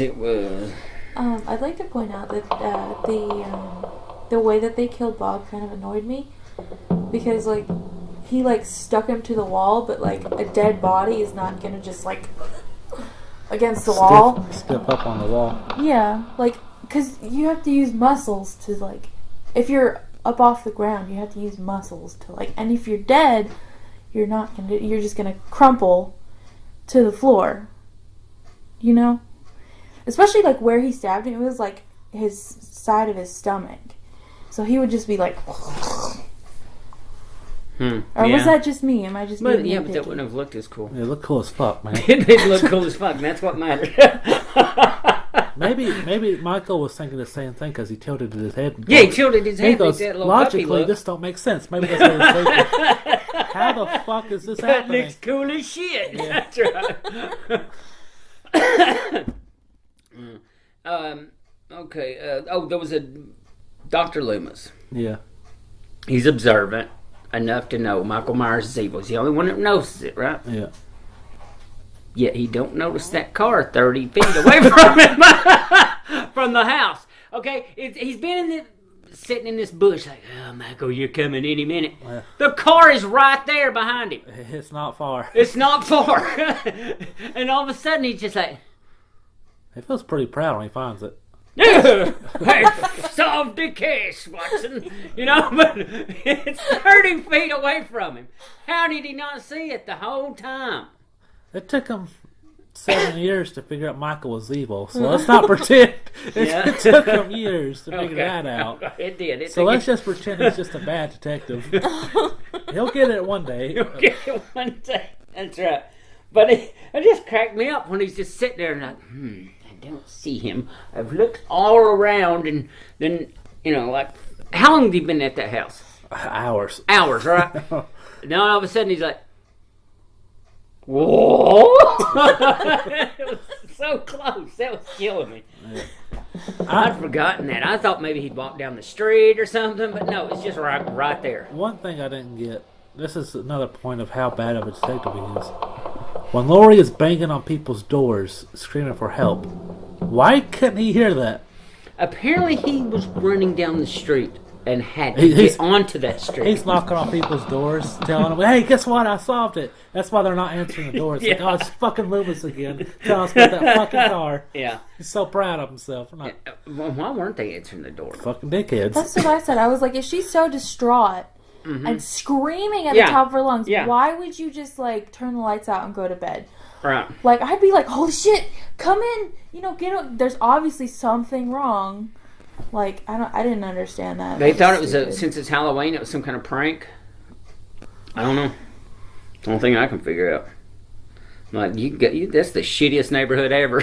Yeah. Or something. You'd think everyone in that little town would be like, oh, best friends because we're all super close neighbors. It just looks like a cute little suburb where everyone would just like each other. Yeah. But. What was your next point? It was probably that why I didn't know nobody answered the door for Laurie, and then my next point goes to the point where he breaks into the Tommy house. That's what I call it. Oh, in Tommy's house? Yeah, when she dropped the knife twice. Yeah, that was one of my points. Okay, she had her hands on his butcher knife twice. Yeah, dropped it both times.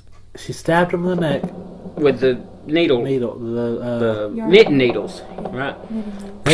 He's like, then she goes tell the children he's dead. Yeah. And then the second time she dropped the knife right there where he could just get it. And then the second time she stabbed him, she went and got him again. Like, hey guys, he's good, he's dead. I got him again. Hey, what does he do? Gets right back up. Like, maybe you should stop assuming he's dead.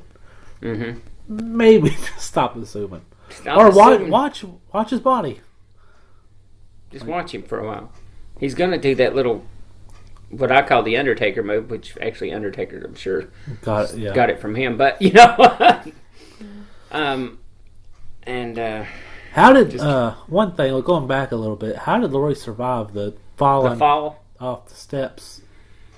I mean, maybe she hit her back or legs. She broke her leg. She broke her leg? In part 2, they tell you about it. Of course, that's not canon, but yeah, she broke her leg. Fuck. Mm-hmm. And still walking like it was.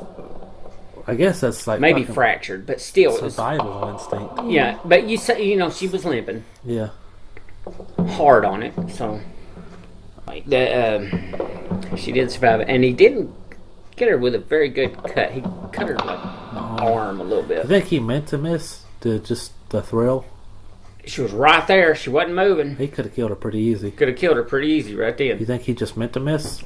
Just like to have the fun of it? Hell, maybe he couldn't see her. Maybe he likes the cat and mouse thing. He wanted her to run. Mm-hmm. So he could be like... Ding, ding, ding. He thought he had her, and then she fell off the banister, which is the only thing that probably saved her life. Yeah. Is her falling off the stairs like that. It's probably the only thing that saved her life, because he had to do that little cool walk down the steps. Yeah. But...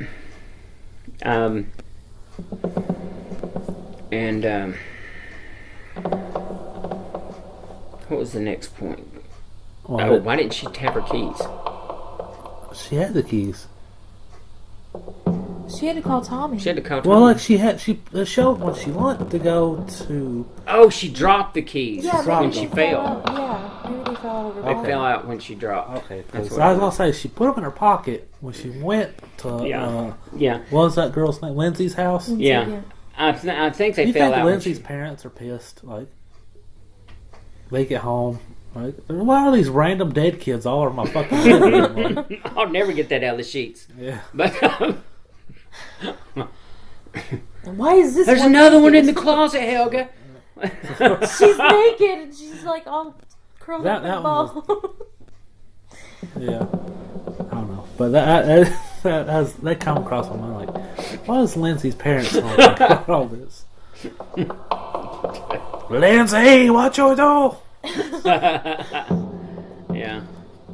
Alright, let's go to the whole Lori versus Michael. What you think of this?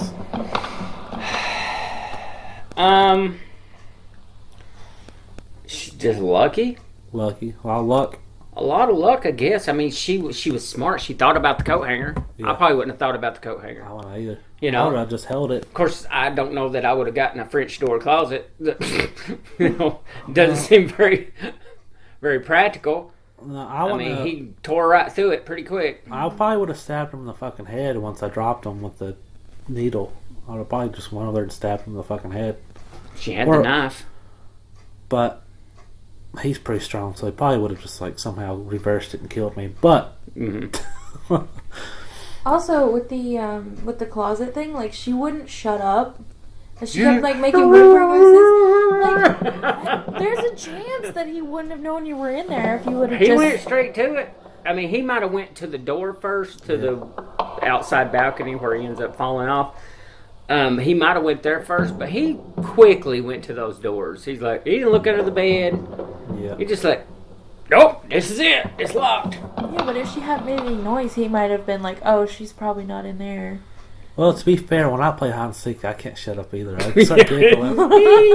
You are the worst hide and seek. I start giggling. So, like, maybe that's what's going on here. She's just laughing. Oh no, he's gonna get me. I'm really good at hide and seek, Okay. but But maybe it's just me. What'd you think of Loomis saving? Loomis fucked Michael up. He He shot did. like 8 times or something. It wasn't 8. no, it's a revolver, so it was 6. But Shot he him didn't like, have time to reload. shot him like Though he checked that gun about 50 times. I got 6 bullets still. Okay. You know, he hadn't fired the gun. he's ready. He hadn't unloaded it, but he keeps checking that He damn. did. He did say he was scared. He was scared. So I mean, that was just like a nervous thing. I'm sure he did it even more in part 2. Like he checked that gun about 15 times. I Like think- he checked that gun as many times as He shot it. yeah. Or he checked that gun about as many times as Finn Balor does the collar check. Yeah. I mean, a lot. You go back and count it. But, he fucked Michael up. I don't see how Michael survived all that. He got shot in the head. How many times? He shot at least once. At least once. That first shot got him in the head. The rest got him in the body. He's been stabbed in the neck. He poked in the eye. She stabbed him with his own butcher knife. In the chest, didn't it? Or was that? Chest or stomach, somewhere around there. And He didn't bleed a lot, but How did he survive this? he's fucking boss. I don't know. With You know, people survive bullets all with- the time, but 2 not being canon anymore, I wish 18 would have showed him getting arrested, or like pictures of him. Maybe like he collapsed from blood loss. They could have explained like he collapsed from blood they loss could have explained that better. because he had to have been bleeding like a motherfucker. If he even say he survived a headshot, then 4 or He 5. couldn't have made it far then. Yeah. You know, I don't want to spoil anything, but they could have done that part better. Yeah, like dude just collapsed from blood loss, or that's how they got him, and without a fight, you know. Because they said he killed 5, so he didn't kill anybody else after that. Because he killed his sister, killed the garage dude he got the outfit from, Bob, Annie, Linda. Linda. So he didn't kill anybody else because he said 18 killed 5. Okay. So I thought it'd been cool if they're like, oh, he just collapsed from blood loss and they got him. Must have, or he would have killed some of those Cops. cops. So he would have got. I can't wait to do a review of the new one Yeah, because there was a lot of shit I wanted to talk about. it was a good movie. Mm-hmm. All right, that's all I got for the movie. But we also watched some of those special features, and there was the Night She Came Home documentary. Like, I thought it was too long, by the way. Way too long. It was 50 minutes of Yeah. Jamie Lee Curtis doing her one and only fucking con. I wish I got to go to that. I'm the coolest fuck. Mm-hmm. And she got into her what? Why I She always had like 5 different masks, and they were all signed. by everybody? Mm-hmm. It's like fuck. Yeah, and that was for charity. Is that correct? Yeah. Yeah. It was like Children's Hospital. Yeah, children's And I was like, why don't she do it? She's like, that's the only time I ever do it. I'm like, why? Why not? Is that the only time you're giving to charity? She's got a real job, making real money. I guess. It's true. All right. She's not poor. She's got her mom and daddy's money too, or daddy's money. Was she ever that Shit. famous? Was she ever big? Big enough. Big enough? She had her comeback with True Lies. Yeah. No, she wasn't hugely famous. I mean, she did a few movies, Yeah. but like I said, her mom was famous. Pretty sure her daddy was famous too, right? Yeah. I was doing some research on her, and he apparently cut her out of the will. Her and her whole family. Her daddy? Uh-huh. Dick. Yeah. So she don't have all that money. Damn. Uh, The mama, is from Psycho, yeah. but she had done other movies. That's just one that people all know her from. So And what's she was in H2O. let's talk. We talked a lot of negatives about Halloween. There was a lot of positives to it. I think we should talk. Okay. Cool ass death scenes. Yeah. Even though there's a lot of plot holes, some reason it's still a great movie. Suspense. Yeah. It's full of it. And the music. The music's killer. Yeah. John Carpenter, the guy who wrote and directed, also did the music. Yeah. He's because when he showed it to people before the music, they were just like, Didn't like it. It's all right. It's, not the right home bet. But then when they saw it with the music, they're like, oh, this is a scary movie. For some reason, it made it scarier with the music. But I don't know. Even though there's a lot of plot holes, I love to watch it. I don't know what it is. It's like magic. yeah, Yeah, it'd be like, sometimes the music makes it. Imagine Harry Potter with polka music. might not be the same. Well, every time I watch Harry Potter now. And also another movie that's like made by its music is The Lord of the Rings. Like the music is just so epic in that movie. But I guess. But back to this Shut up, movie. Sean. So, Sean never liked Lord. I fell asleep. I like it. some of them. Like two, I like two okay because there's a lot of action. But I don't know. I was young, so maybe if I went back, I could. That might be I it. could like Number it. one is a little slow, especially in the beginning. Yeah, I was really young when it came out, so Part 3 had some slow parts. That's- Part 2 was pretty action I fell packed. asleep during 3, and then I woke up at the volcano scene. You're like, oh, okay, end of movie. Yeah. But You're so fucking lame. I was a kid. 3.5 hour long versions. You should Yeah. try that on for size when they put out all the shit that they thought was too much or made it too We long. got I guess. the extended cuts. I bought do. the extended versions. Yeah. We're gonna watch it when November comes. You got 12 hours to watch Yes. those 3 Not movies? more- not more- Oh, and The Hobbit, if you count The Hobbit, god dang, that's another 9, 10, 11 hours. I've never seen those, so You've never seen the Hobbit movies? I haven't either. I saw the original one, the animated one, Yeah, I saw that. but I haven't seen How did it. we get so far off topic? I don't know. I'm It's sorry. about Halloween. The music, that's what it was. And still a great movie, I think. Oh, yeah. Yeah. I don't know. I found the plot holes, but you know what? I like to just go back and enjoy it. Yeah. Well, I saw it last year. Wasn't really thinking about all the plot holes and everything because I wasn't going to be doing a podcast for it. Yeah. So I just enjoyed it. It's like Friday 13th. You went back and looked at that, and I'm sure you'd find a ton of plot holes. Well, we did a lot of them on Two Guys in the Dark. Yeah, yeah. That's Well, true. I think we got all the way up to 7. Yeah, y'all never finished it. We're going to season 3. But it kills me that none of it's canon anymore, though, on Halloween. Well, one's still canon. Well, just one. Yeah. Okay, I understand trying to forget about the Jamie stuff. They did that with H2O as well. Yeah.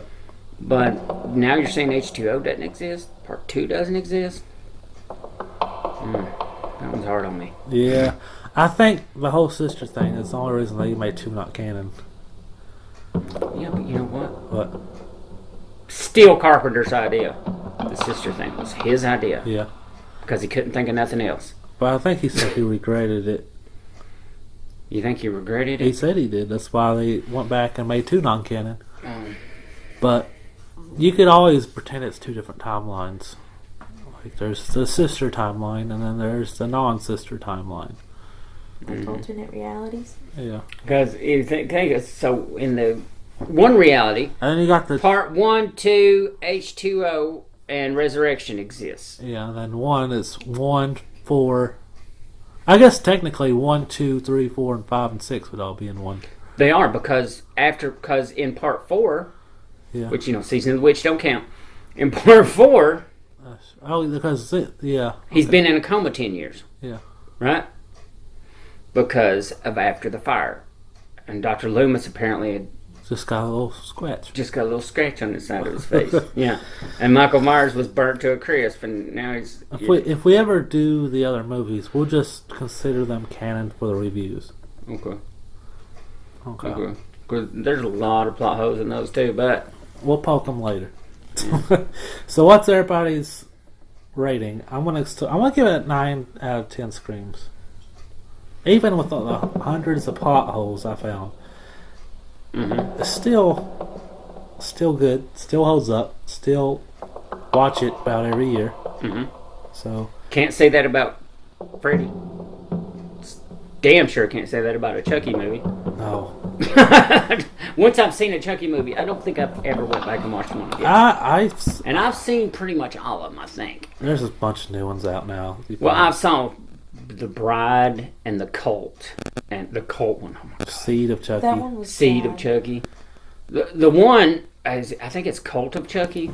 I Yeah. think. Is that the one that has the kid from the first one in it, but he's all grown up? It's the one where the chick's in a wheelchair. I don't know if it has that other kid in it. They're rebooting it. Yeah, I mean that one was just lame. She was in a wheelchair and like Chucky was coming to get her in the fucking wheelchair. Like it was just dumb. Well, we're not talking about Chucky. Yeah. But yes, I see your point. It does. Out of hold all up. those Halloween one, for some reason I like to watch it more than the others. Like I like Nightmare on Elm Street a lot, but I don't go back and revisit it as much. And definitely Friday 13th Part 1, I can't because The Betsy Palmer. because I like 3. It's probably my favorite, but 3 is good, where he first gets the mask. That's Yeah. really good. And I like Shelley. I wanted Shelley to live. if you listen to my review on it, I did. I wrote a better version where he kills the boring ass, no personality girl, and then Shelley's the one who lives. That would have been a better movie. Yeah. Because I don't know. That's just me. Okay. I know. I'm gonna give it 9 out of 10 screams. I keep revisiting it, and it's just fucking good. I don't know. Some kind of magic to it. What's everybody else giving it? 9. 9? 9. 9 as well? Solid 9. 8. You're giving it an 8? Yeah. So it sucked ass. No, sucked ass is like 4 and below. Oh yeah. It was still good, but there were a lot of plot holes and there was a lot of shady acting.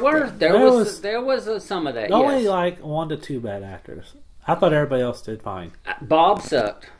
I'm sorry, but Judith was horrible. Judith was horrible, and Bob. I'm trying to think. I thought Annie, and even though the totally thing was going to, she's still a decent actress. That was script. No, That wasn't was her. script. That ain't her. That's exactly right. Totally. But anyway, then, and Lori. Jamie Lee Curtis. Yeah. Awesome. Dr. Loomis. Mwah, amazing. I thought. I mean, it's the script, but he brought that to life. Yeah. And even the sheriff was okay, even though his character was stupid. Yeah, he was very stupid. But I still give it a solid 9, plot holes or not. Edgar, what are you doing, dude? You're too drunk for karaoke. Dude, watch out for that lamp. When the moon hits your eye like a big piece of pie, that's amore. Who am I kidding? No one will ever love me. When you call out of work so you don't have to wear a shirt or put pants on. That sounds more like me. When you piss someone off 'cause you pooped on your lawn, that sounds like Edgar. When you have no wife and can't quite really think of anyone loving you in this life, these aren't the words, you guys. I'm sorry. Hey, Edgar, I didn't think you were that bad. Dude, you suck. Shut the fuck up. Yeah, that's not even how that song goes. Edgar knows these aren't the words. Don't you boo at Edgar. Don't you boo at Edgar. Don't you boo at Edgar. Edgar is the coolest guy at the party. Number one. So what? Edgar soiled himself. So what? Edgar kicked the Princess of Egypt off the stage so that he could sing his song. You know, I don't really even think she's the Princess of Egypt. I'm pretty sure she's just wearing a Halloween costume, you idiots. That wasn't a princess. That was my lamp. Well, that's gonna do it for this week's Fears Are Us, the Halloween special. Any last words? No. What? Well, shit, I might as well just do this podcast with a shoe. Shoo. A shoe, yes. So this was a good episode. Happy Halloween. We love you. Like, share, and subscribe. All that jazz. Next week, I'll be with my new co-host, my left shoe. Fuck you. Happy Halloween, bitches.